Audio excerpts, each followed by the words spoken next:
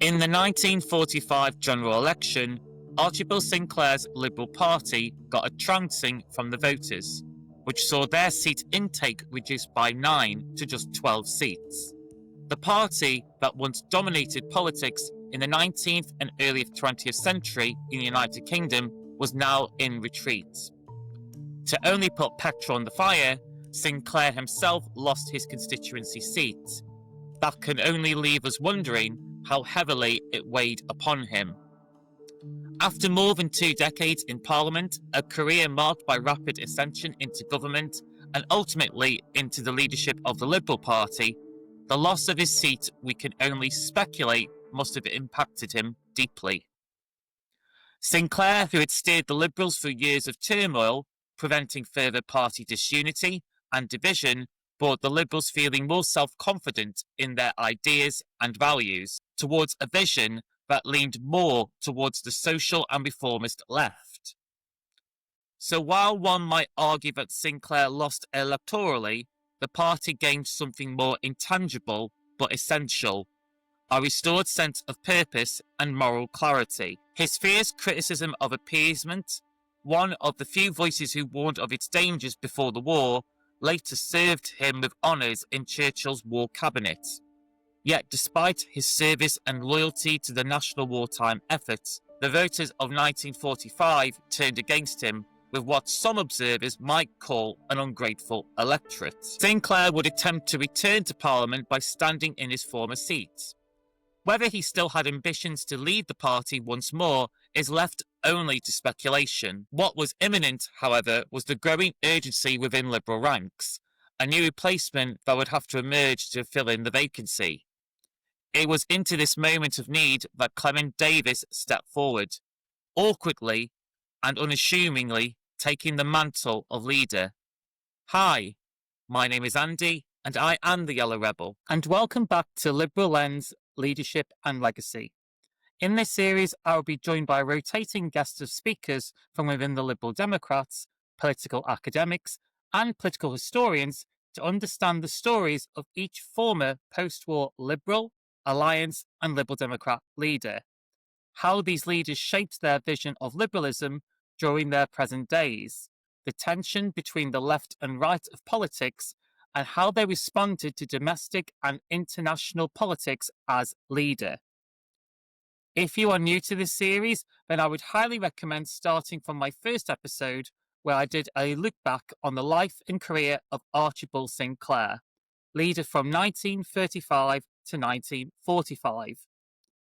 In this episode, I will be doing a look back at Clement Davies, a man who became an unlikely successor after his takeover from the Liberals' more popular and unifying leader, Archibald Sinclair. Someone who was often viewed with suspicion amongst his contemporaries and took over during a period in which the Liberal Party was at its breaking point, both electorally and party divisions. A man who made no secret of his apathy of wanting to become leader, and how this hesitant man tried to navigate these tensions. If you enjoy this content, don't forget to like and subscribe for more notifications. Clement Davies is often called as the forgotten leader, but I would call him more accurately the reluctant leader.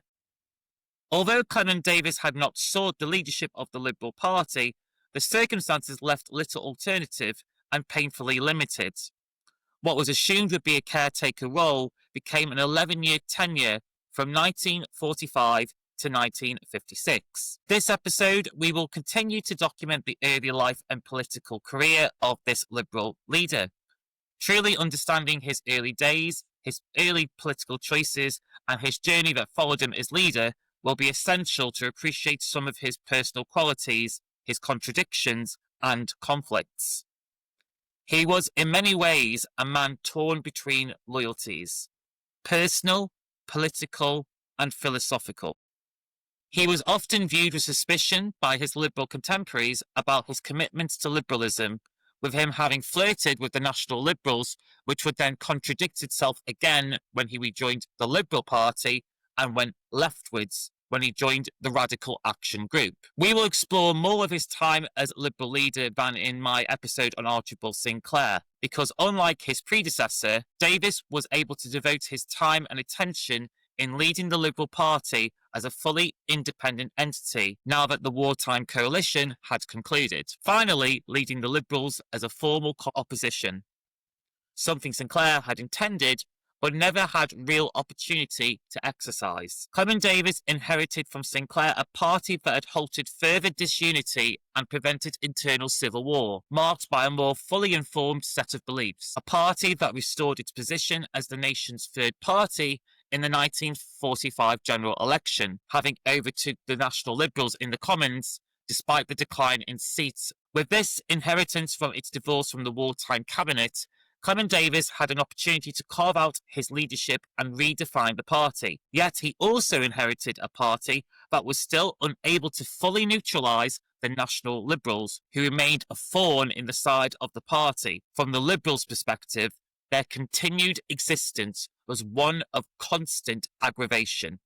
Davies would lead the party through 3 general elections, in which the party's electoral performance reaches nadir, making it some of the darkest days in Liberal Party history, provoking severe dissension and discontent, a situation only exacerbated by his struggle with alcohol, which at times left him nearly ineffectual on the campaign trail.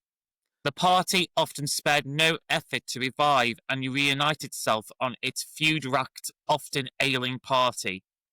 He is often criticised as inconsistent, incoherent, ineffectual, and a weak leader who struggled to navigate liberalism from the brink of near total collapse. A prevailing image of the Liberal Party under Davies's leadership is often characterised as one of division, confusion, and malaise that allowed the Liberals to surrender themselves at the mercy of the new electoral sociology. Yet, despite these weaknesses, there is perhaps a character to him that is not often acknowledged and perhaps forgotten by this forgotten leader. Coming into a political climate where the electorate was increasingly satisfied with the two-party system, and Labour having realigned itself as the left-wing force against the Liberals' traditional adversaries, the Conservatives, Davies, despite his electoral and personal failings, arguably did more to preserve the Liberals' Party's independence and prevented it from complete absorption into the Conservatives. One could say he kept the Liberals still alive and free. This is the story of Clement Davies.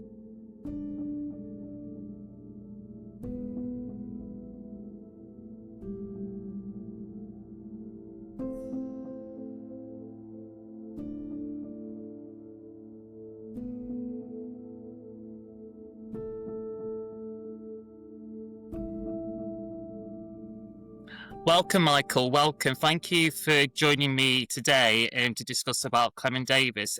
Before we start discussing and sort of looking at his journey, how he became a politician, how he ended up being in the Liberal Party, why did you want to do Clement Davies? Well, I think the thing with Clement Davies is it's an interesting story because he really almost becomes leader by accident. And he's only meant to be leader for a very short space of time. But he ends up serving for over 11 years. He's one of the longest serving party leaders. He takes over in 45 and carries on until the autumn of 56. And he oversees the party during its lowest ebb, where it falls to its lowest support nationally in terms of seats and national share of the vote. But he does ensure it survives, and that wasn't necessarily certain that it would survive as a national, fully functioning party. So he's a fascinating character. He's now largely forgotten as a party leader, which I think is another reason why I was interested in doing it. So I thought it was just interesting that we're doing this series on Liberal leaders. Let's cover Clement Davies and have a look at his time. He obviously spans as an MP from 1929 through to 1962. So a long period of time in the party, really from the sort of last peak of the party at the 1929 election through the years of decline to 62, when you have just shortly after his death, the Orpington by-election, which is sort of seen as a sort of modern revival. Yeah, I think it's going to be interesting to learn about his story and how much he played into the green shoots that would come after what would come under Jo Grimond. So yeah, it'll be fun. It'll be interesting to sort of give him a little bit more of a generous retrospective in Liberal politics and in just general British politics. So yeah, let's do it. It has often been argued that Clement Davies was not, in the traditional sense, a successful politician or party leader. Indeed, politics was perhaps never the field best suited to his temperament. His talent and vocation laid elsewhere, in law, in business, and in the dry meetings of boardrooms rather than the theatre of power. His greatest professional triumphs arguably came not in Parliament, but as a barrister and later director of Unilever. By 1925, he was involved in securing what was at the time described as one of the largest corporate settlements in British history. His corporate income also exceeded £15,000 a year when he was a sitting MP, a vast sum that totally eclipsed his parliamentary salary. Yet Davies was not a child of privilege. Born Edward Clement Davies on the 19th of February 1884 in the small Welsh market town of Llanphilly, Montgomeryshire, his father's career was one of fluctuating fortunes. Merchant, auctioneer, estate agent. Enterprise that rarely brought lasting security. Despite these modest circumstances, every one of Davies's children attended university, and Clement followed suit. He earned a scholarship to Trinity College, Cambridge, where he became a senior foundation scholar and graduated with first-class honours in both parts of his law tripos. At Cambridge, he briefly joined the Union Debating Society, though he was not a regular speaker. This should not be mistaken for the lack of conviction. Rather, it reflected his own self-doubt and nervousness. A man whose thoughts often outpaced his confidence. Even so, his brilliance in law soon outshone any hesitation, persuade the young Davies to stand as a Liberal candidate in 1910. But Davies declined, intent on pursuing his legal career. In that time, he would marry Jano Elizabeth Davies, with whom he had 4 children, though tragedy would later mark their family life. It was not until 1929, in the turbulent twilight of the Liberal Party's great age, that Davies entered politics. Standing as the Liberal candidate for Montgomeryshire, he won the seat on his first attempt with a majority of just over 2,000 votes. He was from the onset a committed radical, and adherent supporter of Lloyd George's post-war vision of a renewed liberalism founded on Keynesian economics, social justice and welfarism. Yet his entry into Parliament coincided with the party's decline, and the chances of office for any Liberal was slim. By 1931, as the Labour government of Ramsay MacDonald imploded under the weight of economic crisis, Davies faced a difficult choice. The formation of the national government, an uneasy alliance of Conservative, Labour defectors and Liberals split his party. While some under Sir Herbert Samuel supported the coalition, others, led by Sir John Simon, became National Liberals, more closely aligned with the Conservatives. Davies, like many who believed cooperation might safeguard the party's influence, joined this National Liberal group. He remained on the government benches even after Samuel and the mainstream Liberals broke away in 1933, but the uneasy alliance wore on him. He was no natural Tory, and his Liberal conscience strained against the policies of Chamberlain's government. In December 1939, on the eve of war, he resigned from the National Liberals to sit as an independent MP, citing his deep disapproval of Neville Chamberlain's leadership and the policy of appeasement that had failed to prevent catastrophe. During the early years of the Second World War, Davies channeled his energy into various parliamentary action committees, pressing for more vigorous and effective prosecution of the war. He was instrumental in persuading Lloyd George to intervene in the Norway debate of 1940, the fatal exchange that brought down Chamberlain's premiership. Lord Boothby, who witnessed those days, later described Davies as one of the architects, some might say the principal architect, of the Churchill coalition. One of Lord Beaverbrook's journalists remarked on this achievement. Beaverbrook reportedly quipped, "Don't thank God, thank Clem Davies." Though he was offered ministerial portfolios and even honours by Churchill, Davies declined them all, preferring to remain a commoner, devoting himself to his constituents, his committees, his wartime responsibilities, and his corporate interests. In August 1942, Davies formally rejoined the mainstream Liberal Party. He soon emerged as a leading figure in the Radical Action, a left-leaning pressure group within the Liberal Party. The group proposed a wartime electoral pact that allowed the government parties to avoid contesting by-elections, arguing instead for full democratic competition and an independent Liberal identity. Radical Action also accepted the necessity of government intervention in social and economic life, a departure from the laissez-faire traditions of the old Liberal Party, and called for party reform, internal democracy, and a vigorous return to national campaigning. They strongly opposed the National Liberals and any possible merger with them, one that often frustrated the debate amongst Liberals who saw the split as one of constant provocation and frustration. Davies would go on to become a leading member and ultimately the chairman of the Radical Action, a group that stood firmly opposed to the National Liberals, the very faction he himself once joined. It was an irony not lost on his contemporaries nor on history, that a man who once crossed the floor to support the national government would now lead the charge against its heirs spoke to a certain restlessness in his political character, a flippancy, perhaps in his loyalties and ideological bearings. So, Michael, in many ways, Clement Davies was a great exemplary figure of that kind of social mobility and really tried to sort of challenge the old guard in the Liberal sort of establishment, really, because when we think back of Sir Archibald Sinclair, I know we're just covering his early beginnings, his early politics, his early life, but Sir Archibald Sinclair came from a very long lineage of Scottish aristocrats, but then you got Clement Davies, who came from a very modest means and a lot of financial insecurity. Do you think he was quite an exemplary figure of that, really, of that kind of social mobility within the Liberal ranks and sort of challenging the old guard and the establishment? Yeah, he wasn't from an aristocratic background. He came from Montgomeryshire. He was born in the area, which was the area he would go on to represent. The only seat he would represent in his life was the one that he was born in. So he came from a fairly modest background. He gets into Cambridge. He gets a double first in law.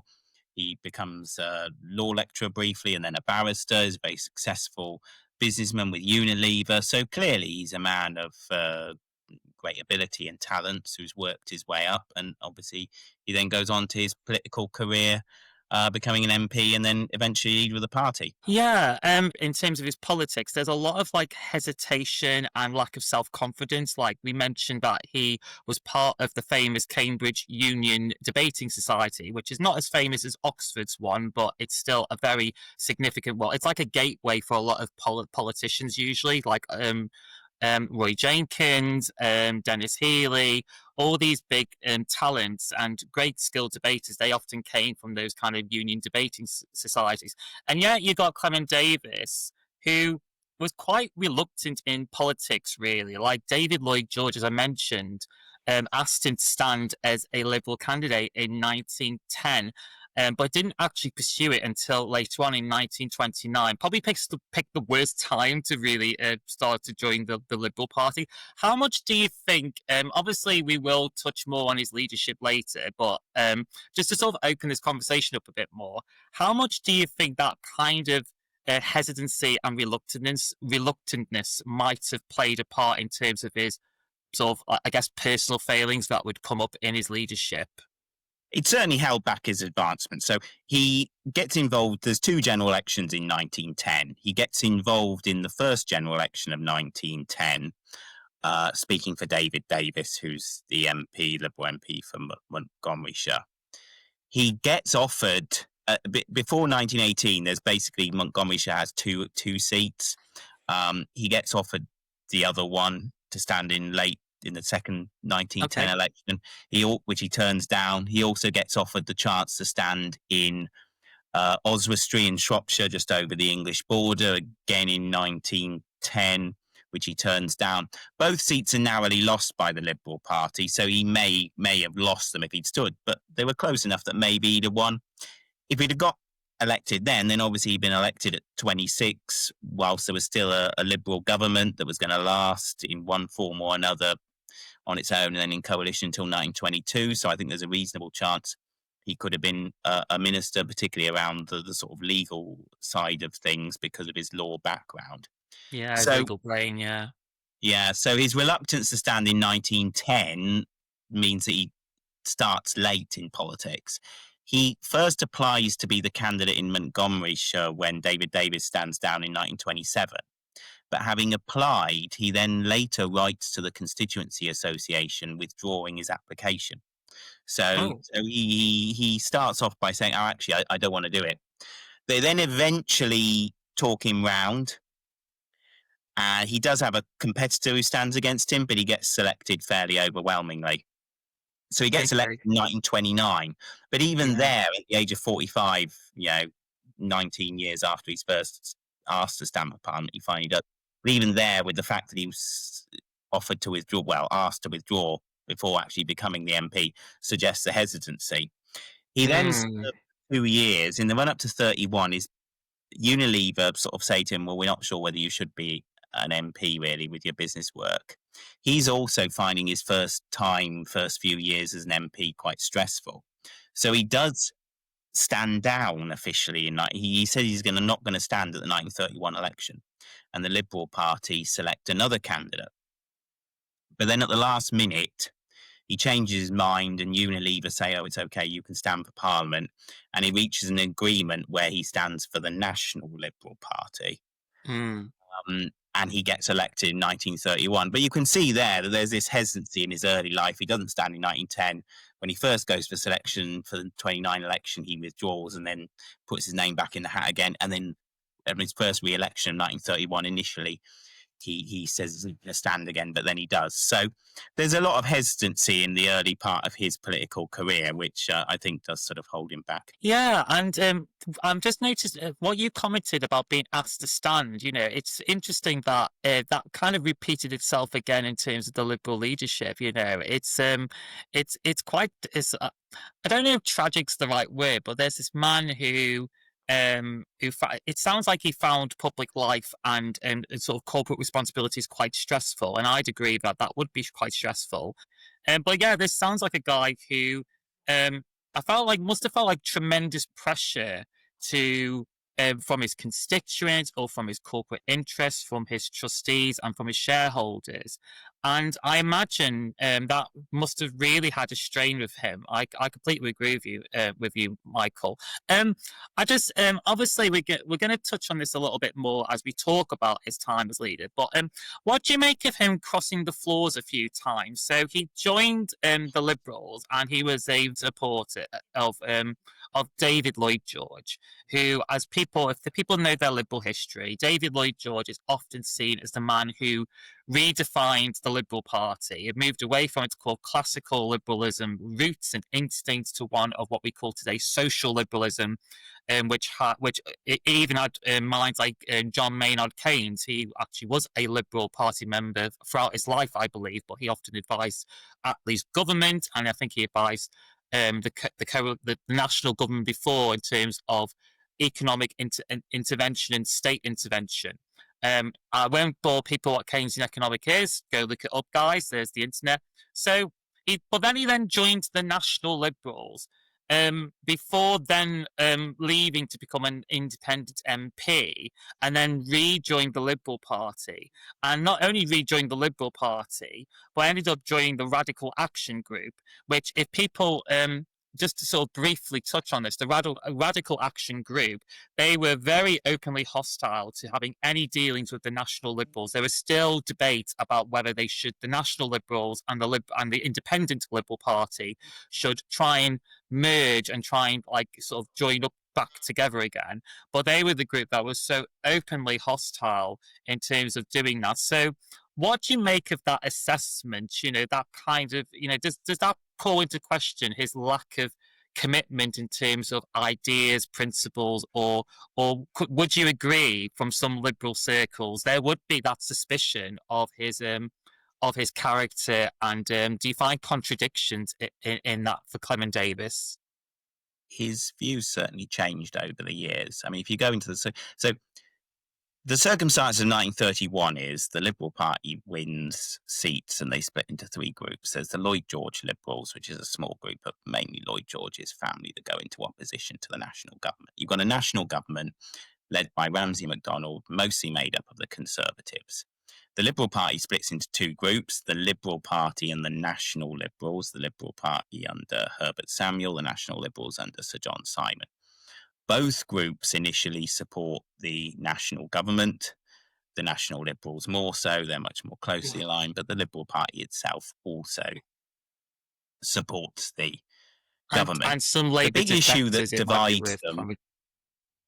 And some Labour defectors as well. Ramsay MacDonald himself from Labour and was made Prime Minister, Ramsay MacDonald himself was from the Labour Party and Snowden as well, and a few others go over and defect to the National Labour Party in line with the Conservative Party. So the Liberal parties, the thing is that what basically then causes a split in 1932 is the Ottawa Accords, where it's basically an agreement for imperial preference, whereby basically it's anti-free trade. It's about giving preferential treatment to goods from the empire, from all the old empire, the sort of Canadas, the Australias, the New Zealands. Now, free trade had been an issue which in the past had rallied the Liberal Party and helped it succeed. So if you go back to the beginning of the century, 1900, the Liberal Party is very split over the Boer War, with some members of the party supported the government over the Boer War. Others, like Lloyd George, opposed the Boer War. And the Conservatives went into the 1900 election, won a huge landslide, what was known as the Khaki election, on a jingoistic campaign of winning the war against the Boers, and the Liberals are split on the issue. But then that government between 1900 and 1906 disintegrates, really, and it divides over the issue of free trade, that some of the Tories want to carry on with free trade, but Joseph Chamberlain campaigns within the government for protectionism and what he calls empire free trade, basically preferential treatment for the empire. That causes a big split in 1906, which allows the Liberal Party to win on a united platform of free trade at the 1906 election. Yeah.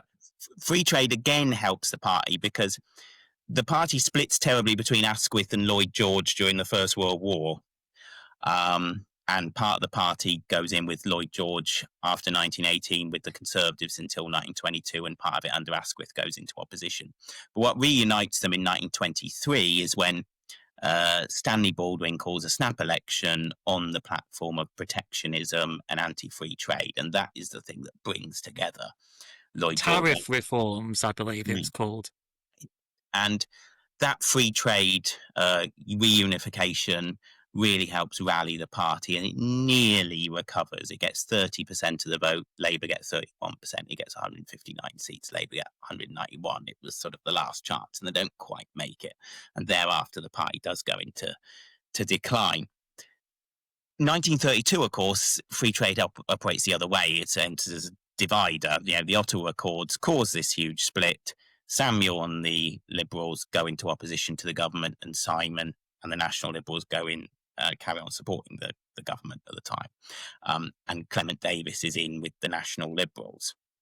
He sticks with them.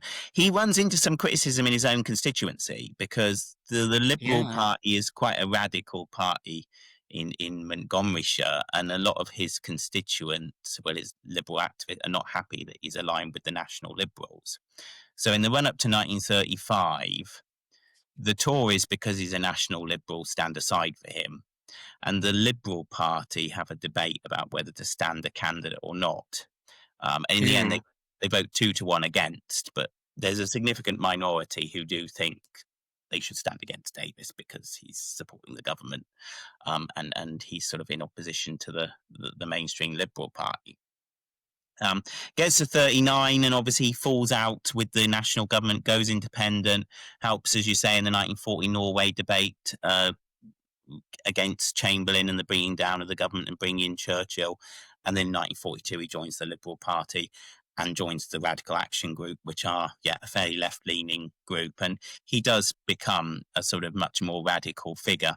I suppose you could argue there was a tendency amongst quite a few people at that time to move to the left, perhaps. I mean, you see the country as a whole goes from electing national governments with huge majorities in 31 and 35 to electing a Labour government in 45. So I think the trend is moving to the left, things like the Beveridge Report and all those kind of things. So you could argue that perhaps he was just going with the trend of the country and moving to a more radical position. Yeah, it's I think because the name it's in our name, I say our name, but the Liberal Party, it's in the name Liberal, and people often think Liberal means you're open-minded, you're open to ideas, if there's new facts and new information, then you adjust your opinions. And I think if we were to be generous for Clement Davies, he might have, again, if he had pushback from his constituency, because I was just going to comment, like, a lot of the radical liberalism came from Wales, and Wales has had this, I wouldn't say it's always been consistent, but it's always had this history of being anti-Toryism. Liberal used to do very well in Wales, and then after that it became Labour, and Tories would be sort of, there's been like history of it being competitive for the Tories, but it's never really been a massive stronghold for them.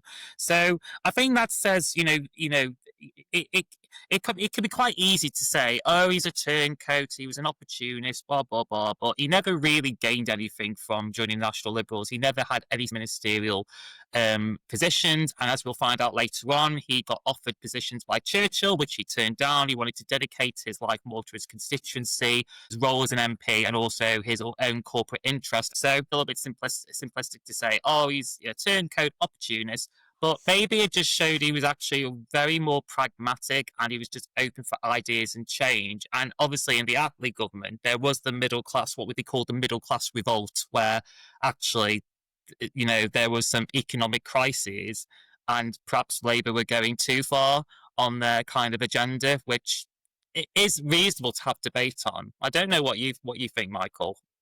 I think the other way of looking at this is that as the Liberal Party declines in the 20s, goes from being almost the natural party of government to being a party that looks like it's going to have no chance of being government again.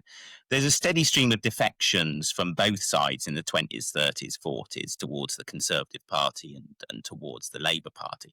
And so suppose you could argue to Clement Davies's credit that he was a rare person that had gone to the Conservatives and come back to the Liberal Party, even though probably the fortunes of the Liberal Party weren't terribly high at the moment, and it wasn't a fantastic career move. So I don't think moving from a party with a huge majority, the national government, to a fairly small opposition party could really be seen as a careerist move. So I suspect it was a genuine change, but a lot of his views stay consistent, and we can mention those later. But I mean, one issue has always been that he was a very big supporter of more self-government for Wales and Scotland and so on. Home rule, yeah. And in fact, in 1929, when he first stands for Parliament, he calls for a Secretary of State for Wales, which remarkably doesn't actually get introduced until 1964 when Harold Wilson comes in. That's the first time there actually is a Secretary of Wales. So it was a long time before then that he was arguing for it. And we can come on to the manifestos in the 50s as well. But in 1950, they're arguing for, in the Liberal manifesto, for a Scottish and Welsh Parliament. Well, we didn't get a Scottish Parliament till 1999, and we've only quite recently had the Welsh Assembly translate into a Welsh Parliament. So in many ways, he was quite ahead of his time, and on those sort of constitutional and civil liberties and traditional liberal issues, he was pretty consistent and quite radical. Was he? What was his position on protectionism, free trade? I imagine, did that remain consistent from when he went back to the Liberal Party, or did that evolve? I think he accepted the protectionism of the 30s as part of the national government he was a part of. But in 1950, the manifesto does have a commitment to free trade, and breaking down some of the tariff barriers and so on. So it is a policy which he does bring back strongly. And we can discuss obviously later the 1950 election, which is the first one in which he stands Yeah. in, and some of the policies which they stand on, which a lot of them we recognise today as pretty advanced liberal policies. And speaking of elections, let's move over to not 1950, but 1945, the reason he became leader. By 1945, the Liberal Party was now rudderless, with the loss of its leader, Archibald Sinclair, its chief whip, Percy Harris, and its leading Liberal thinker, who forms the Beveridge Report that helped establish the welfare state, William Beveridge. With little competition with its 12 surviving MPs, with 4 being newly elected, it left a small talent pool. It's perhaps surprising that Davies, who had no ministerial experience and spent most of his time as a maverick and rebel-rouser, and would probably have not been considered a serious candidate. In fact, Davies had not sought the position and was reluctant about becoming leader. A reluctancy that was equally shared amongst the membership, who still had lingering suspicions about his adherence to liberalism, and given his reputation in changing sides. The split between Lloyd George and Asquith, as well as Herbert Samuels and John Simon, in which the latter forms the National Liberals, was still bruised and still a prevailing thing within the Liberal Party. However, the fact that 7 of its 12 MPs came from Wales probably aided Clement Davies into the role. So, with hesitation and not great enthusiasm, he put himself forward as leader and was elected unopposed. It was widely expected and generally hoped, probably even by Davies himself, that he would only be a caretaker leader until a more dynamic and populist Sinclair could return into the Commons, or if the Liberal Party was able to find a more youthful and dynamic future leader. So, Michael, so like I said before, so much has been commented in the history books and in political academia that he's often been called, and obviously this is going to be the title of this video, he's called the forgotten leader, or for his more for his critics, he's the awful leader. But just reading into how he became leader, would you think it's fair to say he was a reluctant leader?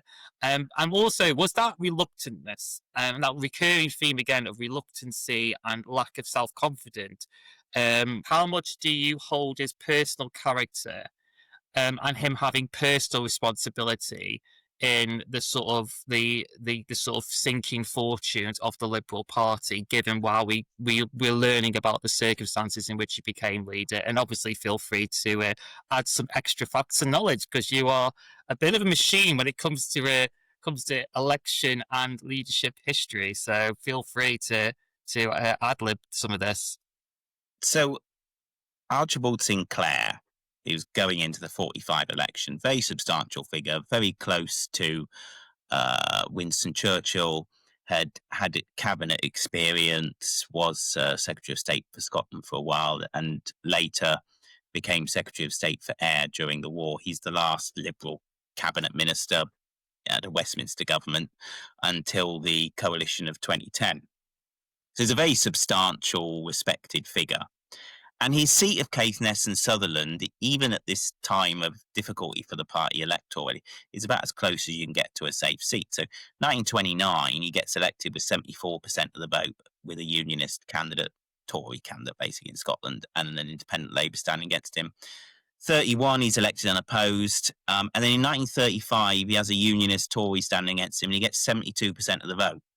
So he's going in with 7. So the general assumption is his seat's pretty safe and he's going to win. And then, shock of all shocks, basically all 3 candidates, Conservative, Labour, Liberal, all roughly get the same vote.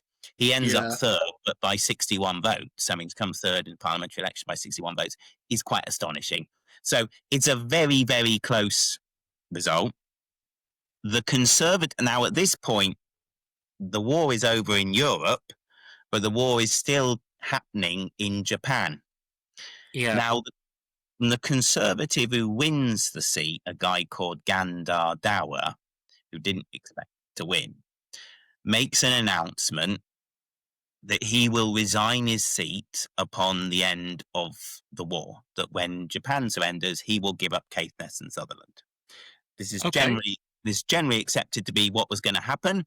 And so the Liberal Party's general view is, well, Gandar Dow is going to stand down from Caithness and Sutherland. There'll be a by-election. It's not deciding a government. Sinclair's a well-known figure. He only lost by 61 votes. He's going to get back in. So when they're looking to replace him as leader, the general view is that whoever gets it is only going to have it for a short space of time. They're basically keeping the seat warm until Gandar Dower resigns in Caithness and Sutherland, and Archibald Sinclair can come back again. So they need to look around for a leader. And in fact, the person they look to select actually initially doesn't get called leader. They just get called party chairman, because the general view is... I read that. Yeah. An interim figure. Now, of course, along with Sinclair, a lot of other leading Liberals lose their seats. So Percy Harris, as you mentioned, is a very substantial figure, the chief whip. He loses his seat in Bethnal Green. William Beveridge, who very famous figure, of course, for the Beveridge Report, who really lays the foundations, policies for the National Health Service and the welfare state. He loses Berwick-on-Tweed, one of only 4 seats to lose to the Conservatives. It's an interesting thing that some of the great Liberal intellectuals actually had pretty bad electoral records. So William Beveridge loses a seat to the Tories in the 45 election, despite the Tories losing a landslide and him being the architect of all these great policies. But almost ungrateful, Michael, isn't it? Well, indeed. Absolutely. I think you could face it. But, John Stuart Mill was briefly a Liberal MP, 1865 to 1868. But he loses his seat. So he's standing in the City of London and Westminster, which is a 2-member seat. The other Liberal, a guy called Robert Grosvenor, who nobody's probably ever heard of or know, he gets elected, but John Stuart Mill loses his seat to William Henry Smith, otherwise known as W.H. Smith, the news agent. No. So if you buy, so if you buy your copy, so if you buy your copy of On Liberty from Smith's, you'll be buying John Stuart Mill's book from the shop of the man who ended his political career. But there you go. Unfortunately, I won't be shopping there again then. There you go. Boycott W.H. Smith's.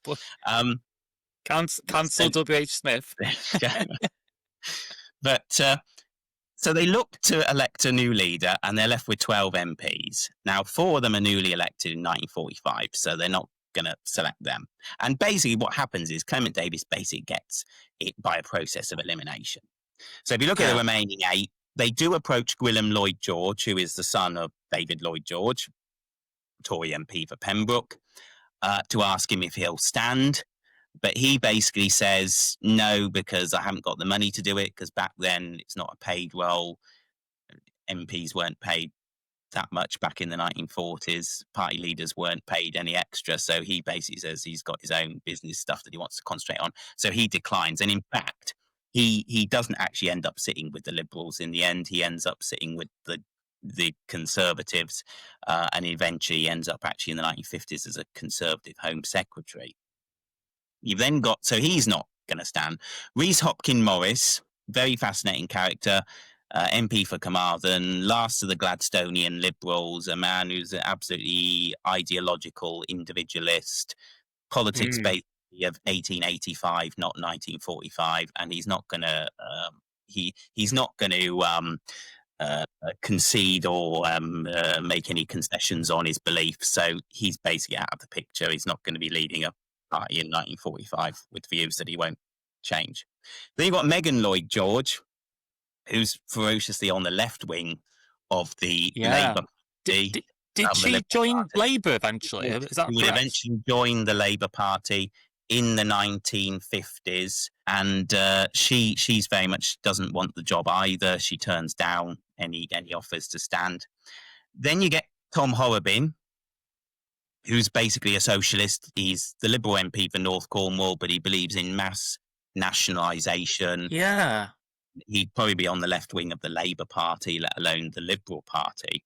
And in fact, it just shows the colours of the Liberal Party, really. You know, the fact that we had socialists who were in the Liberal Party. This is part of the challenge that Davies has going forward. Horrobin ends up defecting a couple of years later to the Labour Party. Now, interestingly, he's MP for North Cornwall. So North Cornwall has a Labour MP for a brief period. North Cornwall is one of very few seats in England where Labour have never done better than third in a general election. But they had an MP because this guy Horrobin defects to them briefly from Liberals to Labour. So he's out of the question. Then you've got Professor Grufford, who's the MP for the University of Wales. Now, we often talk about one person, one vote, but actually until the changes in the run-up to 1950 election, some people had more than one vote. If you were a university graduate in 1945, it's a very small percentage of the population back then, sort of 2 or 3%, you could vote for your local constituency candidate, but you also had a vote in the old university you went to, where you could vote for an MP for there as well. But he's basically an academic who concentrates most of his time on academia, spends little time in Parliament, so he doesn't want to stand. You've got Edgar Granville, who follows the route of Clement Davies, but does it much later. He defects in the spring of 1945 from the National Liberals to the Liberals. He's the MP for Eye in Suffolk. He has also actually moved to the left, similar to Clement Davies. He would eventually join the Labour Party some years later. But because his defection was in 1945, whereas Clement Davies had defected some years earlier, it's really just a bit too recent for people to consider him. Which leaves two MPs left, Clement Davies and Wilfred Roberts, who's the MP for Northumberland. And in the end, they pick Clement Davies. And one of the arguments is that, as you mentioned, 7 of the 12 MPs were Liberal from Wales. Liberal MPs were from Wales, and therefore Clement Davies, being a Welsh MP, may have swung it. But what you see from that sort of description is the real division within the Liberal Party. You've only got, we talk about ask a dozen lawyers, get 20 opinions. I mean, you've got a dozen Liberal MPs, probably got 20 different opinions there. You've got people from Rhys Hopkins Morris, who's really a Gladstonian minimal government, Gwilym Lloyd George, who's on his way to the Tories. To the other side of the party, you've got Tom Horrobin, who's a left-wing nationalise everything socialist on their way to the Labour Party, and Megan Lloyd George, who eventually is again on the radical wing of the party and effectively joins the Labour Party later on in the 1950s. So it's part of the stress for whoever takes over that party in 1945 that they've got a dozen MPs, but they're a pretty fractious lot. And for a man who, it sounds like he did not enjoy stress, he found that he had quite a low threshold when it came to stress, and so you've got so really it's weird, because I said to him about there was always that lingering suspicion amongst Liberal members about his loyalties, because he crossed benches so many times. I think he benefited that he joined back the Liberals pretty middle of the war, so unlike the other possible candidates, that he had a little bit more loyalties, I'd say, or at least a change of opinion. So you've got this. So really, he was the unity candidate, a man who's got all these contradictions and complexities, and people who might be a little bit suspicious on his loyalties. Really, it sounds like he ended up becoming I guess a good modern example, whether American audiences can agree with this or not, is kind of a Joe Biden. He's kind of, he'll try and appeal to populists, radicals on one hand, but he's sort of seen as a bit more of a technocrat, sensible head, moderate, who's able to unite both wings of the. Would that be quite a fair assessment on Davies? Why he ended up choosing him? In a sense, almost, because he'd been a National Liberal and he'd been sort of Radical Action Group. He sort of, in some ways, has a link to all the MPs with these various opinions at the time.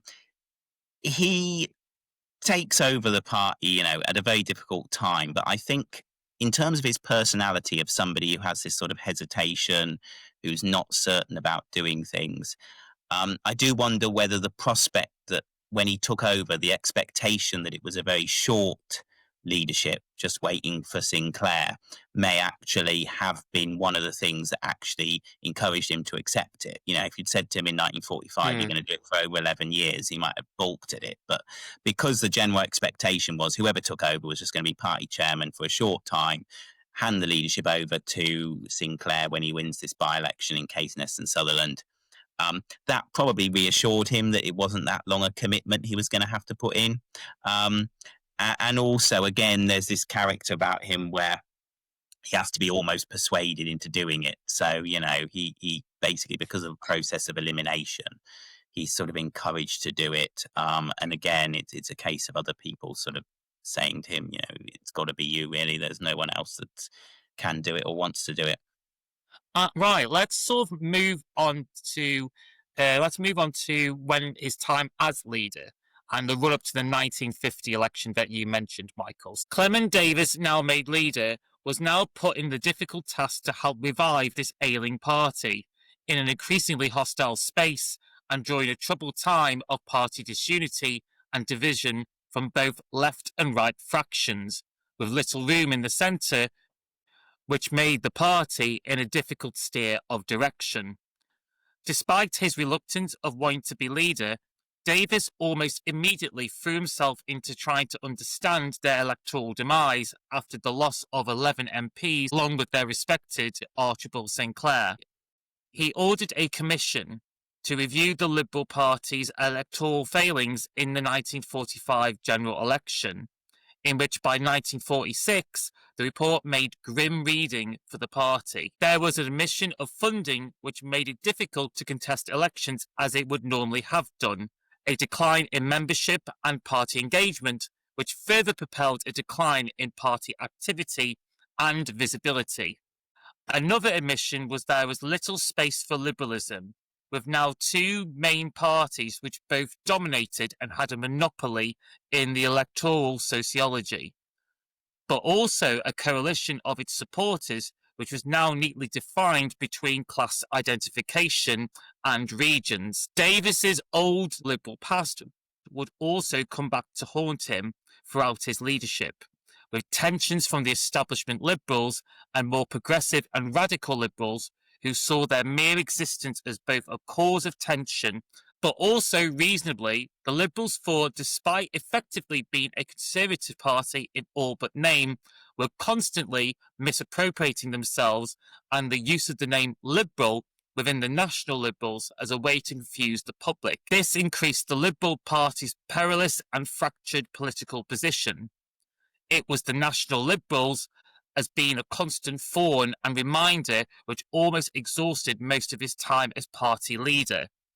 Though these attempts were not completely fruitless, as it did see local and regional branches see local mergers, it was still left unremarkable as it did not see a complete full merger, and the National Liberals would still later contest more seats and would go on in future elections to win more seats than the Liberals, and was still sponsored by the Conservatives. Davies, an early supporter of state intervention and was often respected by Labour members during the war and up to the war, his political loyalties again then contradicted himself as he began to attack Labour in government and began to oppose some of their state planning and nationalisation, perhaps as a way to respond and benefit from the middle-class revolt against Attlee's Labour Party. By the 1950 general election, the Liberals were left to face a strategic choice over whether to fight a broad or narrow front. To be seen as a credible party of government, they would need to field 313 seats. Davies's Liberals decided to put forward 475 candidates up for parliamentary seats, which was a significant increase from the 1945 election. However, despite the increase of the number of candidates, it only marginally increased its share of the vote on a nominal level by 0.1 percentage points, but its average vote per seat fell and resulted in losing 3 seats, reduced to just 9. So, Michael, he's had 5 years as party leader, party chairman. We don't know, because it, again, was meant to be a caretaker, ended up being a lot longer.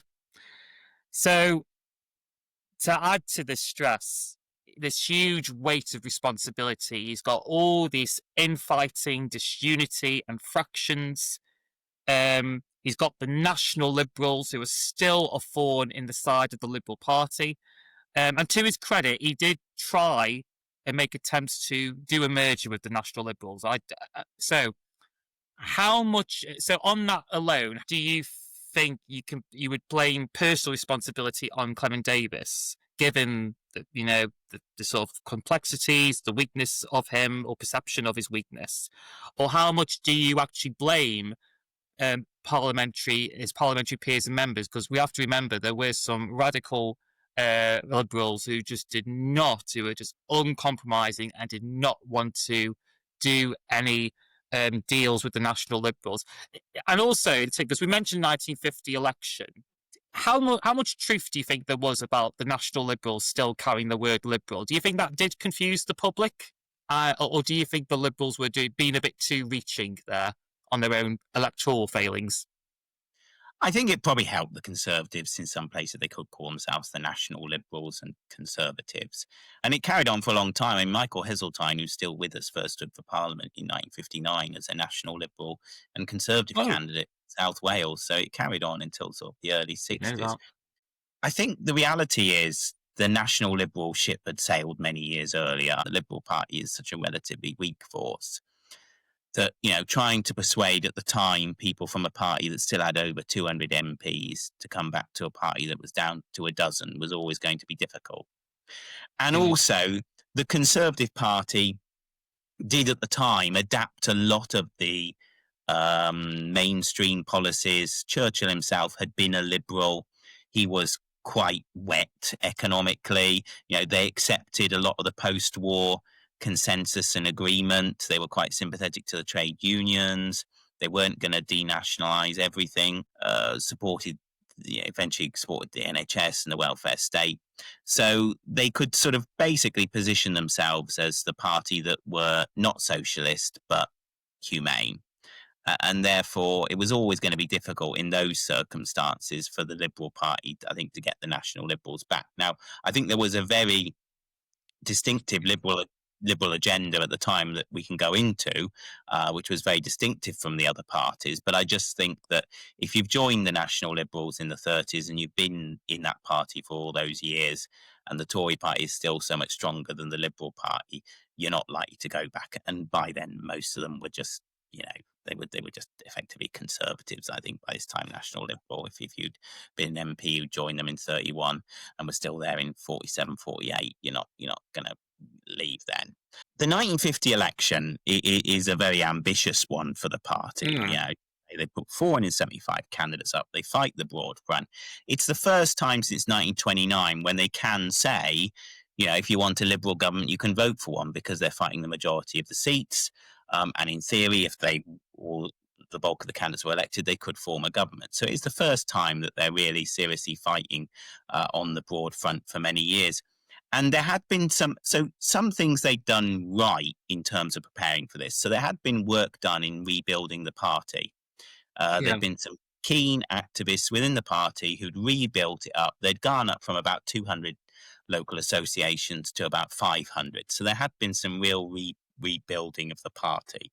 And they go in with a set of policies which are radical and distinctive. I mean, basically, they're a non-socialist radical party. So they're accepting, obviously, the welfare state, the NHS. There's been a Liberal MP that pushed these things forward. But they're sceptical about further nationalisation. They're saying no to further nationalisation, sceptical about the growth of government, that is becoming too big, too intrusive.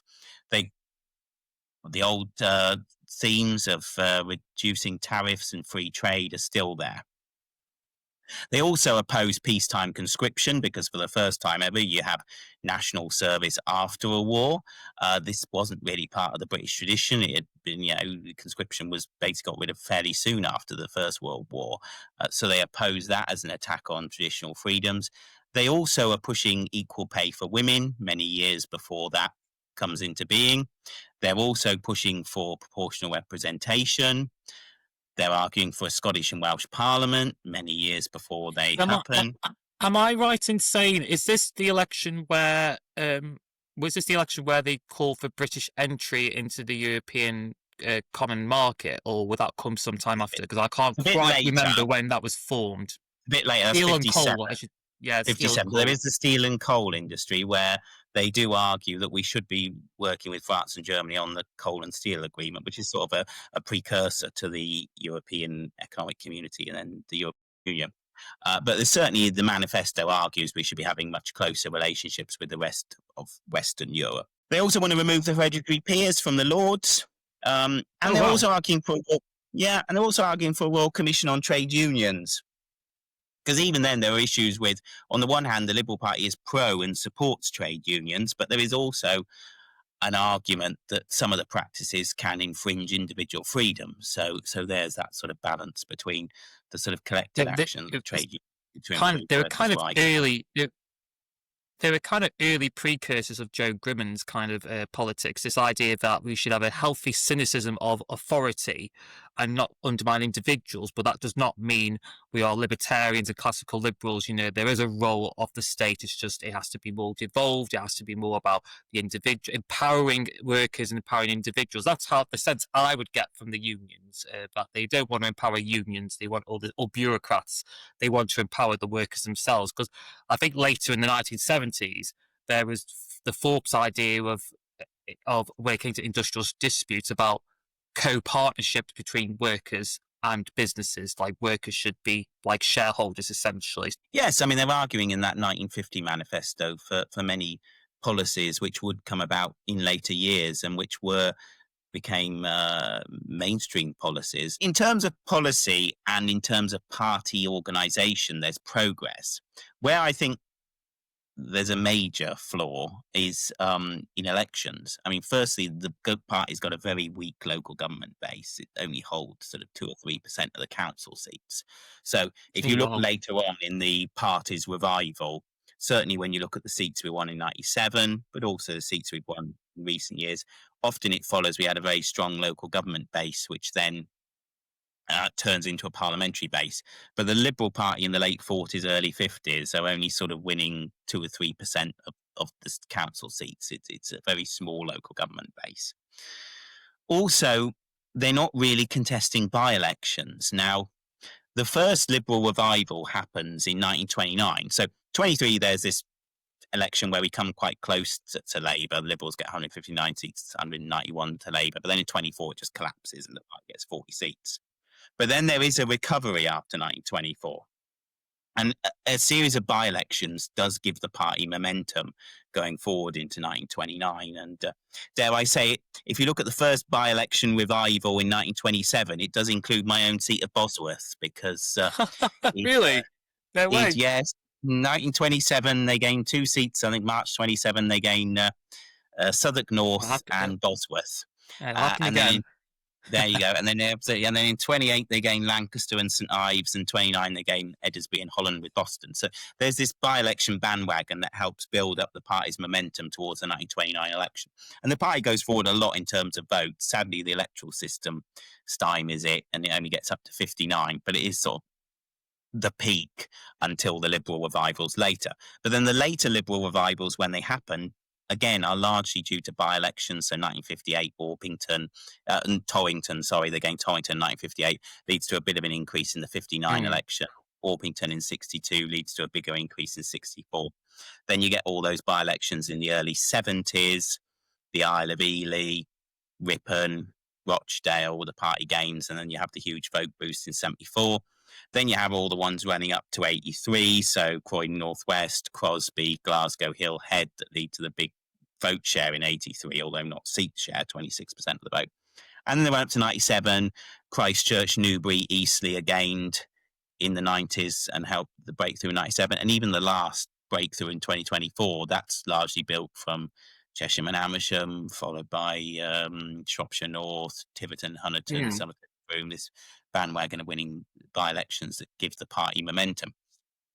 Doesn't happen in the 45-50 Parliament, mainly because we don't stand in them. I mean, there are 45 by-elections, so you've got a good opportunity to stand in a lot of seats, but they only contest 13 seats out of the 45 by-elections.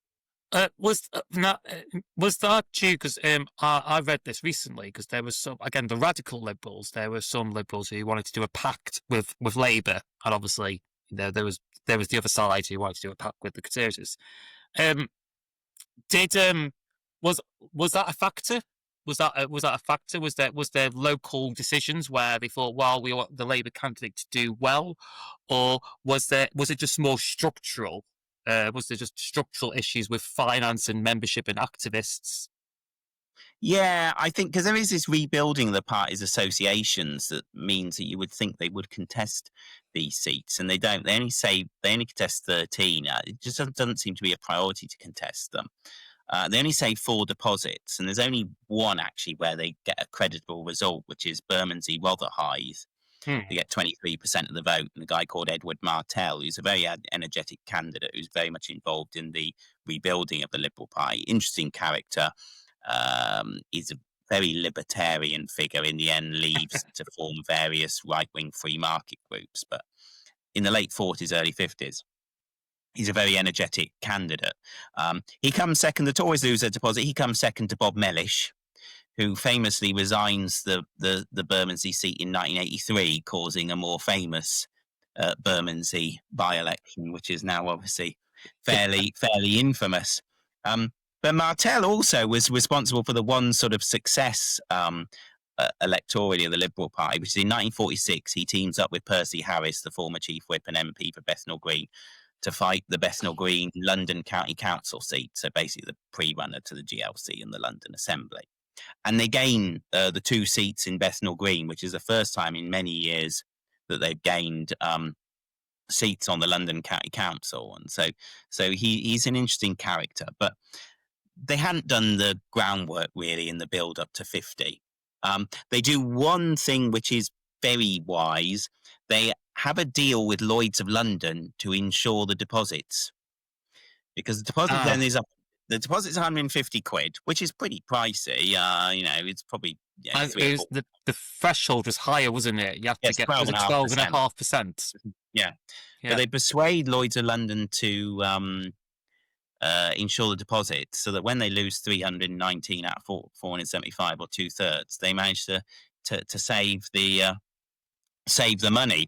And it's a disappointing result. Yeah, they end up with 9% of the vote nationally, which is fractionally up on 45, but they've stood a lot more candidates. The average vote per candidate obviously goes down. They win 9 seats. Now, they went into dissolution with 9 and came out with 9 because 3 of the 12 seats had gone by now. Horribly affected to Labour. Gwilym Lloyd George has gone to the Tories, and Professor Grufford's seat is abolished. So those university constituencies, which allowed graduates to vote on more than once in an election, they get abolished at this election. So his seat's gone. So they actually only had 9. They go in, they gain 3 and lose 3. One of the gainers is Donald Wade in Huddersfield West. They do a deal with the Tories where the Tories stand down in Huddersfield West, Liberals stand down in Huddersfield East, and he manages to get elected. Archie MacDonald gains Roxburgh and Selkirk, which he holds briefly for a year. That seat, of course, is to go back to the Liberals in 1965. He loses the seat in 51. I think basically doesn't really have much more to do with the constituency. But when the by-election happens in 1965, he does try to challenge David Steele for the selection. But by this time, Steele had stood in 64 and had done reasonably well and was entrenched. So he gets selected over MacDonald, who had been the MP in between 50 and 51. And probably the most significant gain at the 50 election is Jo Grimond in Orkney and Shetland. So that far distant constituency in the north of Scotland. Both future leaders as well. He gained it indeed. So Jo Grimond gains Orkney and Shetland, and that's the highlight of the election. And of course, in Caithness and Sutherland, Archibald Sinclair moves from 3rd to 2nd, but loses by 269 votes. So again, can't return to be leader. What I find a bit ironic about the 1950s election, because you mentioned they didn't contest by-elections from 1945 to 1950, and the sort of contradictions and the complexities of Davies is that he, again, I'm going to bring you up again, he was part of the Radical Action Group, who their main aim was that they wanted to challenge they wanted to challenge seats, because by convention under the wartime coalition, there was an agreement by Liberal, Labour, and the Conservatives that whoever would resign their seat or died or whatever, if the seat becomes vacant, no one would, the other parties wouldn't contest it. And yet, the Radical Action Group wanted to, and yet he didn't end up doing that in his lead. Let's move on to 1950. We did 1950. They contested more seats than before. and it proved quite fruitless because they only increased their percent. They only increased by 0.1 percentage of their 0.1 percentage point of the vote. So they went from 9 to 9.1, which you could argue is in statistics that would just be a flat line. So no Yeah, real and progress it's there. down as an average candidate Yeah, because they put yeah. up seats. So But then we get it? then Labour comes in with a majority. I think it's a majority of 4, which doesn't last very long. So they go in for another election in 1951. Very short space of time. Not the shortest space of time of recent history. How much that short window between the 50 election and obviously 51? How how much was that a factor in the Liberals getting an even more crushing defeat? Were they just simply unprepared, both financially in terms of mobilisation, because that was an election where I think they got the lowest share of the vote in their history. I think 2.4, 2.5%, and ended up getting just 6 seats. How much do you think that is the responsibility of Davies's leadership, or just factors of that not having that mobilisation in terms of funding and finance and getting their activists out or of that election, or because we've hinted it throughout this unity, because I do think unity matters in political parties. We've seen it under Labour in the 80s, and then under Corbyn, and then the Tories. It was Europe for both John Major, and then eventually Boris and co. after that. What do you so 1951? What do you think was the biggest important factor that led to, or was it just simply the new electoral sociology, the fact that the people were just settled with the 2-party system, and actually voting was now very neatly divided on class lines? What's your assessment on the 51? There's clearly a squeeze. I mean, the 50 and 51 elections have some of the highest turnouts, over 80% of any election, and it does sort of turn out to be almost a sort of roll call of Labour. Are you Labour? Are you Conservative? And in that, you get squeezed out as Liberals. I think the 50 election was a huge blow to morale because there had been this fighting on a wider front and a hope that they would make a breakthrough, which obviously doesn't happen. They lose 2/3 of the deposits. It's hugely disappointing. I think the narrowness of the Labour victory also means that there's going to be, obviously, it's going to increase the competition between Labour and the Conservatives. It's that close. Can the Conservatives get Labour out? Can Labour cling on in? With no circumstances, the Liberal Party's squeeze on the Liberals is likely to be even stronger. There is a pattern where before Tony Blair, when Labour came in, when there were Labour governments, the Liberal fortunes tended to be hit. So after the first Labour government in 24, there's basically a pattern of people who are disillusioned with the Labour Party. A lot of the sort of middle class Liberal vote just goes to the Conservatives. So the 24 election, there's also a big scare then about the Zinoviev letter and the fear that Labour's in hock with communists. And so the Liberal vote gets really squeezed in favour of the Conservatives.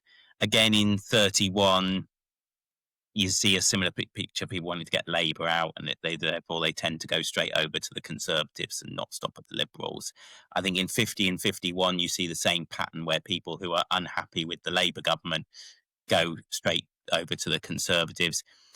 You see the same pattern in 1970, where the party almost, having made lots of progress in the late 50s, early 60s, it all gets knocked back in 1970, where the party goes down to 6 seats again. And Jeremy Thorpe, David Steele only have like a few hundred vote majorities in their seats. And again, there's this reaction against the Labour government, and it moves to the Conservatives. Middle class revolt, they called it, didn't they? Yeah. Goes back to the Tories. The one time, and again in 79, we get squeezed back a bit as people go back to the Conservatives to get rid of the Labour government. The one time it doesn't actually happen, but it's for another time, is actually the Tony Blair government, where actually after 2001, 2005, the Liberal Democrat vote goes up. And you can argue that perhaps because that was more because Tony Blair was seen as so centrist, or possibly even slightly centre-right, that over issues like Europe, over issues like Iraq and tuition fees, you see people switching to the Lib Dems, arguably slightly to the left under Charles Kennedy of Tony Blair.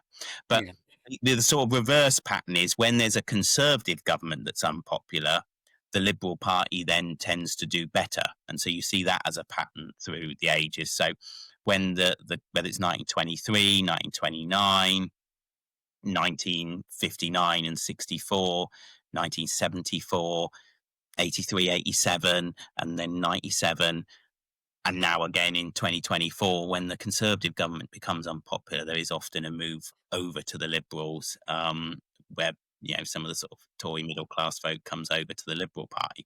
So I think part of the problem in 1950 is when there's an unpopular Labour government, the pattern is for people to go straight over to the Conservatives and not stop at the Liberals. And because it's so close, that it is going to polarise people Labour Tory, because Labour's only got a majority of 5 seats after 1950, and it is really narrow. Also the divisions, and the divisions do sort of, there's a sort of personification of the divisions in the personalities of Megan Lloyd George and Violet Bonham Carter. He does that commission in 1946, and it reads like, it's a depressing read. It reads like a suicide note when I had a quick look at it. It's basically saying, "Oh, this is the death of liberalism." It almost felt like, I mean, I can't hold it personally responsible to Clement Davies. He only asked to commission a report, but it just felt so. It felt so depressing. It's almost like awake. This is the death of liberalism, and I think. If there's going to be some, maybe again, it's more nuanced. You can't always blame it on the leadership. But I think if it's to have some kind of objective criticism, it's the fact that he never really tackled head on these divisions, and to really sort of carve out a one to just sort of quiet the disunity and pick a side, but also. The fact that he was unable to, I mean, it's unfair really, because like you said earlier, he did a lot of things that were quite radical, like on Home Rule, about you listed the Michael. He's very radical on a number of issues on the reform of the Lords, trade unions. But the divisions, because it's fascinating. So they personify themselves in the daughters of Asquith and Lloyd George. Because obviously there was a huge fight between Asquith and Lloyd George in the First World War. This carries on in the 40s and 50s with Lady Megan Lloyd George being on the radical left of the Liberal Party, and Violet Bonham Carter, who's the daughter of Asquith, being on the sort of establishment right of the party. And they're both sort of in the sort of Liberal Party council and leading figures within the party. They're almost like the Kennedys in a way. It's like a sort of family dynasty. Yeah, they carry on the fight of their father, and they sort of personify these divisions. The party's record after 1950, the morale obviously collapses. There's 14 by-elections between 50 and 51. They only stand in one, actually, the one that Tony Benn first comes into Parliament in Bristol South East, where they lose the deposit and the vote goes down. 1951 election happens. They fight on a narrow front. They fight 109 seats, which is the lowest ever, about 1 in 6. They obviously this time haven't got Lloyds, aren't going to be as naive as before as to bet on their deposits being saved. So they haven't got that to save them financially. And as you say, they fall to 2.5% of the national vote, which is the lowest they've ever had. They elect 6 seats. They're fortunate that in 5 of the 6 seats, the Conservatives don't contest them. So there'd already been this deal in Huddersfield West where the Conservatives stood down in Huddersfield West and Liberals stood down in Huddersfield East, which got Donald Wade elected in Huddersfield West. This is then repeated in Bolton, where the Liberals stand down in favour of the Conservatives in Bolton East, although the Tories don't take that seat, I don't think. But Bolton West, they stand down the Conservatives in favour of the Liberals, and that's won by Arthur Holt. And then Carmarthen, the Tories don't stand against Rhys Hopkin Morris. They don't stand against Clement Davies in Montgomeryshire. They also make an arrangement not to stand against. Now, Churchill's, as well as being good friends with Clement Davies, is also good friends with Lady Violet Bonham Carter. And he persuades the Colne Valley Conservative Association, which is quite reluctant, to stand down in favour of Lady Violet Bonham Carter. And he even, I think, offers her one of the Conservatives' bizarrely TV broadcasts in the election. But the Conservatives stand down for Lady Violet Bonham Carter, so she's got a straight fight with the Labour Party in Kong Valley. She loses narrowly by about 1,500 votes, but obviously if she got back into Parliament, she was a significant figure, being Asquith's daughter. But I think you can argue in this 51 election, when the Liberal Party is literally potentially on its deathbed, that Churchill, who, although he'd obviously gone conservative again, I think he had some residual sympathy for the Liberals. He certainly had a lot of close relationships with the Liberals. I think his philosophy and ideology, when it came to a lot of social policy, was quite liberal in terms of some of his sort of economic and welfarist policies. He wasn't a sort of hardline, cut spending Tory. It's weird how you said earlier about there wasn't a lot of difference between the sort of three main parties, really, in terms of it was called the post-war consensus for that reason. And I think you're right. I've always said I think Churchill was instinctively a liberal in terms of economic planning and welfarism, which obviously became basic tenets of the post-war consensus and has had broad agreements with One Nation's, Labour, and Liberal, with obviously the fringes being the outliners.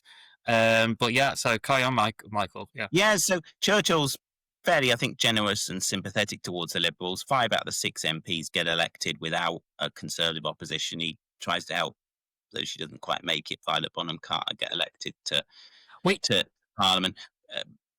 We could, and speculation here. Do you reckon that a lot of dealings with Conservatives, and I think the Liberals I think Clement Davies did it as a strategy, because what I learned is that he started as this radical, moved across sides many times, but by 42, when he rejoined the Liberals, he was quite a radical Liberal, and sided with the Liberal left. But then when he became leader, he actually sort of moved a lot of his economic views. He became a lot more moderate on his views, and he was little bit more suspicious of state intervention and sort of mass planning and mass nationalisation. I think that might have been a strategic response on the middle class revolt that was being called by the 1950 election, where the middle class who voted for Labour because they saw how well they did in the war cabinet then began to retreat and go back to the Conservatives.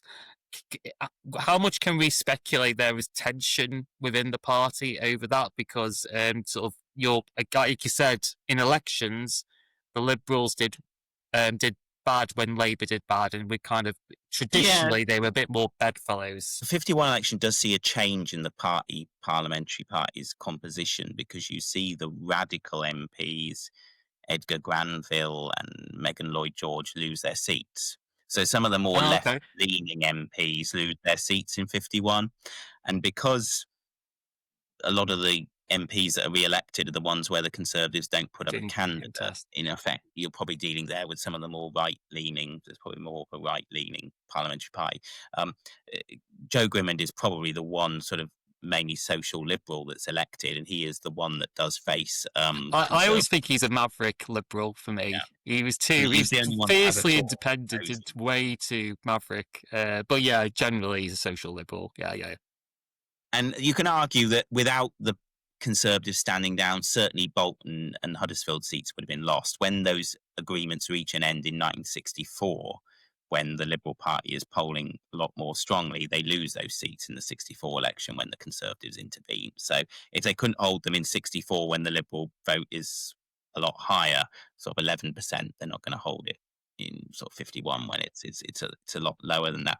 Churchill also, then having sort of the 5 of the 6 not being opposed by the Tories, there's talk at the time with Clement Davies about alternative votes and PR, and there is conversation that goes on with Clement Davies over this.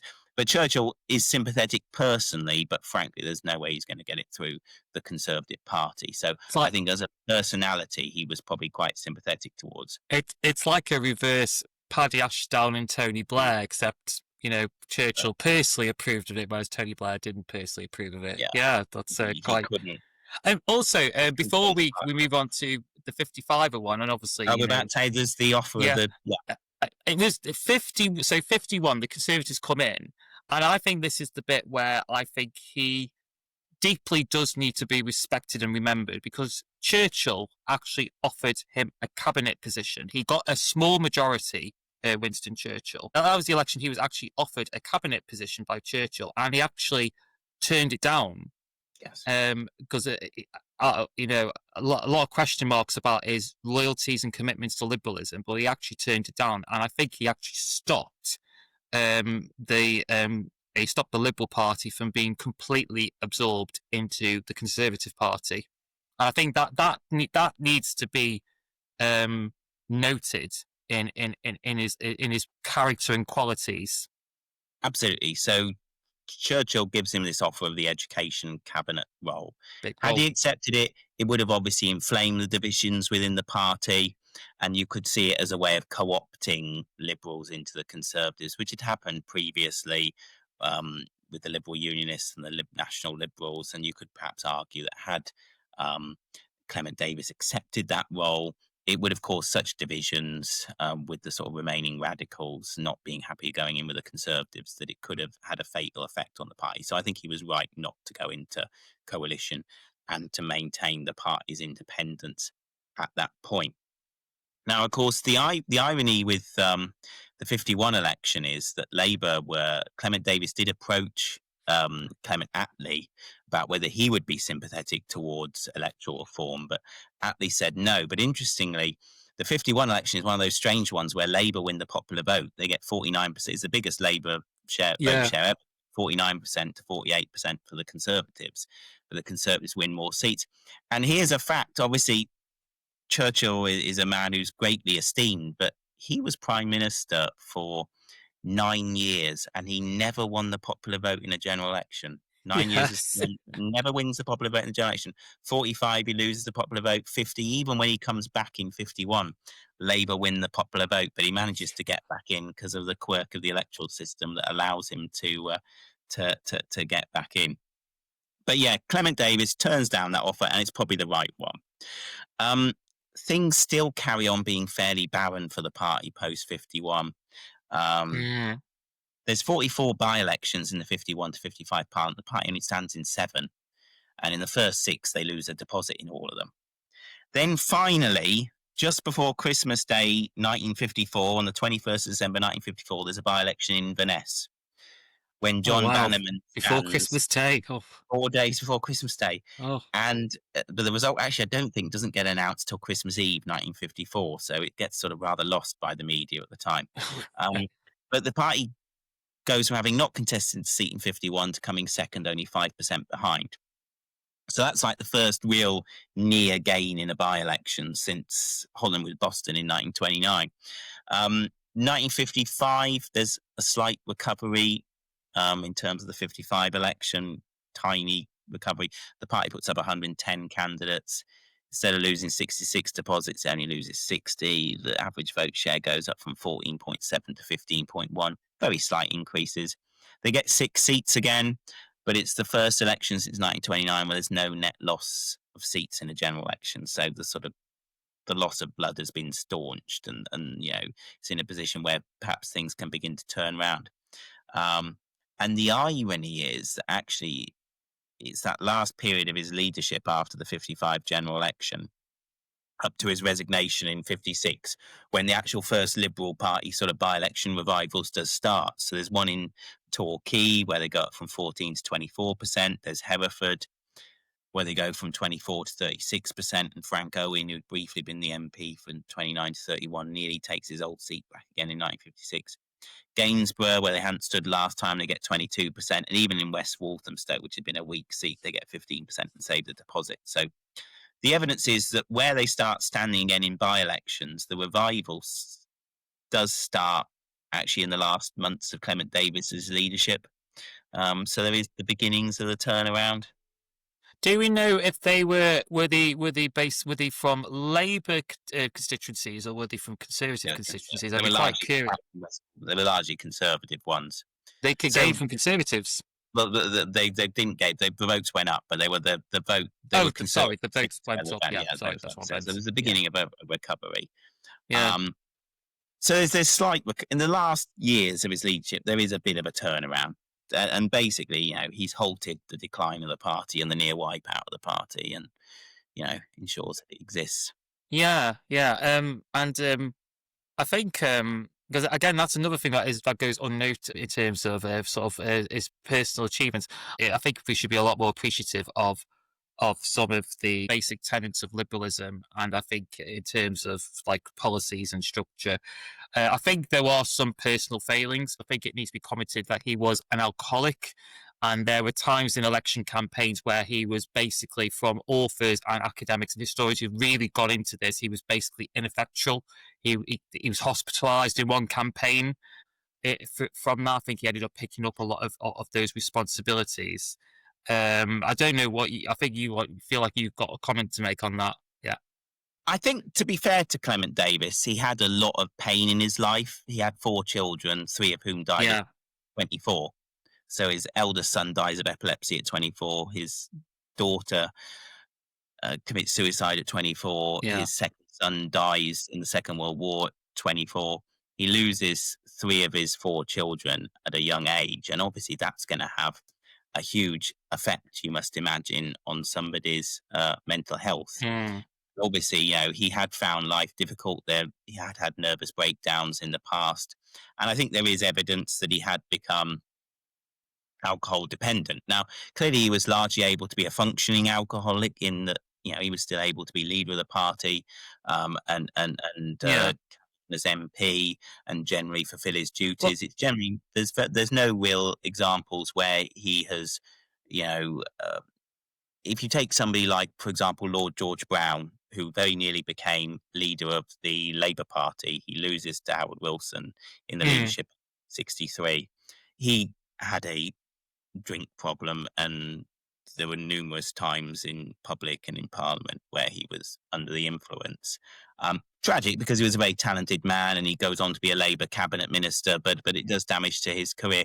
But And for Clement, it's like you said, it's about masking. It's he's masking a lot of stress, a lot of personal grief. Again, and I probably, the way I said it, it made me sound quite harsh, but I actually, I call them personal failings. That's probably not the right word to use, but I have a lot of sympathy for people who've got substance misuse, having got family and even personally myself. I won't go into it, but you know, he was masking a lot of pain in his life. It was a role that he didn't think he envisioned to be doing for so long. And I just think it just shows more of his strength and character, really. Yes, he might have not been the best strategist, or possibly maybe was unable to communicate his ideas and unite and sort of unify the party. But the fact that he went through a lot of personal strategy, and he took it upon himself for the good of the party to lead the Liberal Party during its darkest times, and again to complete and to also keep its political independence, by not joining the Conservative Party in coalition, and would basically have just been a merger in all but name. I think shows a lot of his strengths and character that needs to be recognised today. Absolutely. People were going through a lot of personal trauma, and at the time, obviously, there was less understanding towards mental ill health. If you think of the progress in terms of understanding of mental ill health in the last 20 or 30 years, there's been a lot of progress. But if you go back to how people would have seen mental ill health in the 30s, 40s, and 50s, then there's been huge progress. And I think, there were probably a lot of people who did sort of self-medicate through drink and so on to try and deal with problems and trauma that they'd had. But to be fair to Clement Davies, he was able to function as leader.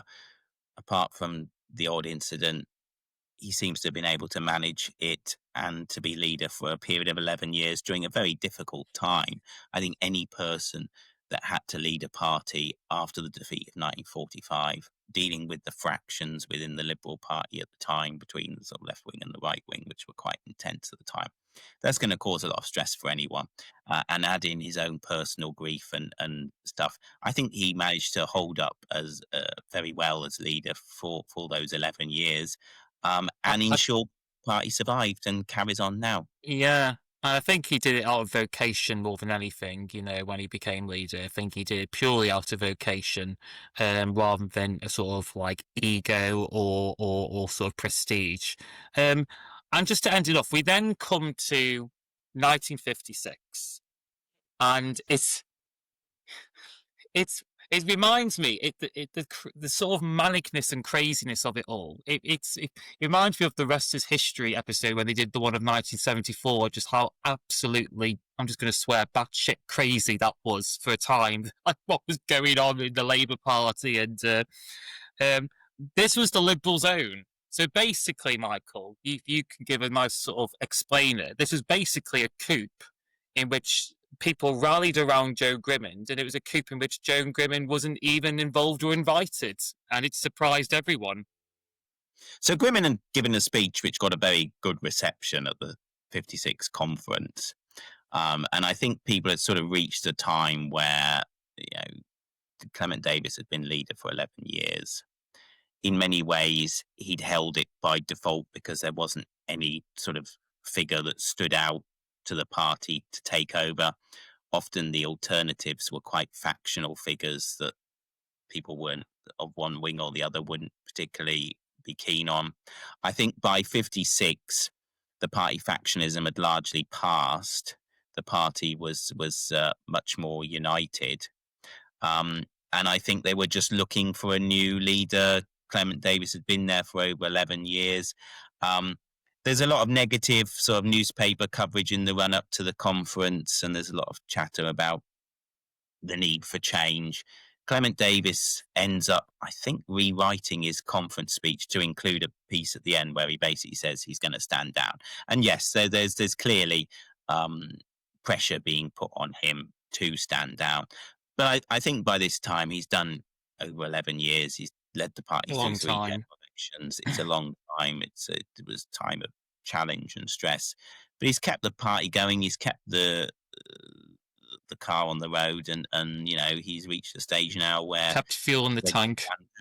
Indeed, he's ready to stand down in favour of Jo Grimond. And then Jo Grimond, I think, was going to go off on a lecture tour, wasn't he, in America or something for 6 weeks immediately. Yeah, he was quite an Atlantic person. He loved America, and I think he saw John Kennedy, which is quite a rarity for like a third party. He actually went to had an audience with John F. Kennedy, given their liberal convictions and values.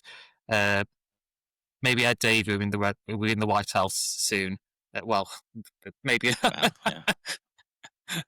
yeah. I'm sure he'll accept the invite. Less said on that, the better, I think. I don't think there's a better relationship between him and Mr. Trump. It would certainly be lively. It certainly would be, yes. So then, he stands down. He carries on as the MP for Montgomery till he passes away in March of 1962. So he serves 33 years as the MP, and then passes away. It's in 1962 at 77. So he's still an MP well into his late 70s. So he's put a lot of years of service in, and I think, to conclude, he took over he wasn't expecting to be leader. He took over an unenviable time at the end of 1945 when the party had just suffered a heavy defeat. He's faced with a parliamentary party which is very fractious between, on the one hand, people are almost socialists, to, on the other hand, sort of free market libertarians. He holds the party together. He sees it through, the difficult 50, 51, 55 elections. He makes sure the party stays in existence so that those who succeed him can rebuild and take the party forward in those sort of leaps forward that happen in the decades going forward. So, to be fair to the man, he took over at a time when it was always going to be a hard slog, a difficult shift as leader of the Liberal Party, but he did a long shift and he kept the party going. And I think, he does deserve some credit from party supporters for having kept the party going. And hopefully by talking about him, he's at least a bit less unknown than he has been. Thank you, Mike. I would absolutely agree. Like I said, he's often forgotten, but I think he should be remembered as I keep saying it, but the reluctant leader. And I think he took a lot of personal courage for a man who seemed quite triggered by stress. I had a lot of personal issues. He's a man of contradictions. I think in some of the elections, he might have overextended his hand, but he wasn't to foresee the 51 election. And I think a party that was losing membership and in steep decline, it was going to be any third party who's got less resources and less backers and donors. It's always going to be a difficult task if they have an election immediately after the one before. But I think he like you said, Michael, he put fuel in the tank. He kept it going. He saw through its darkest days. I think he kind of laid the basic tenets and pillars of our modern liberalism today. Quite radical. I don't think he completely abandoned that radical instinct that he had, but I think far more pragmatic as a leader. There